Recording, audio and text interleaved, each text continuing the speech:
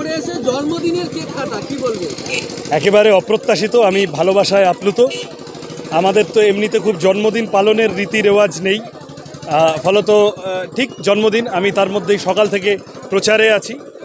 হঠাৎ এক জায়গায় কমরেডরা গাড়ি দাঁড় করিয়ে কেক এনেছেন সারপ্রাইজ, এবং তারা যে এটা মনে রেখেছেন, খেয়াল করেছেন, আমি কেবল বলে গেছি যে আজকে আপনাদের ভালোবাসায় আমি ধন্যবাদ জানাই।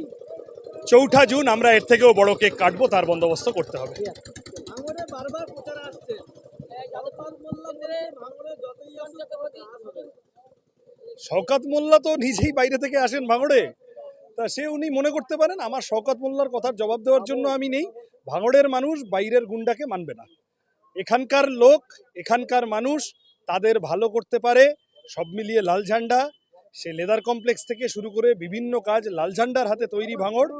আজকে যারা ভাঙড়কে মধুভাণ্ডার হিসেবে দেখে বাইরে থেকে এইসব করতে আসছে, গুন্ডামি করতে আসছে, হুমকি দিতে আসছে, ধমকি দিতে আসছে, তাদের ভাঙড়ের মানুষ মেনে নেবে না।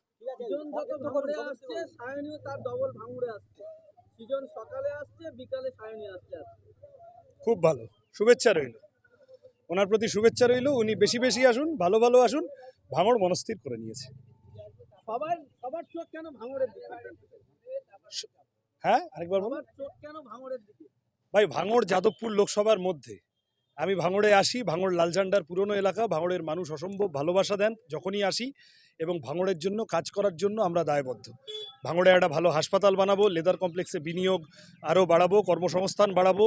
এই যা ইস্ট কলকাতা ওয়েটল্যান্ড, এ গোটা দেশের ঐতিহ্য, সেই জায়গাকে নষ্ট করে যেভাবে লুট চলছে তার প্রতিবাদ করে পরিবেশ বান্ধব উন্নয়ন করার কথা বলেছি। আমাদের যাদবপুরের জন্য যা যা করবো তার মধ্যেই কথাগুলো আছে। ফলত ভাঙড়ের মানুষের কাছে দায়বদ্ধ, তাদের ভোট দেওয়ার অধিকার সুনিশ্চিত করার জন্য দায়বদ্ধ, তাই আসি।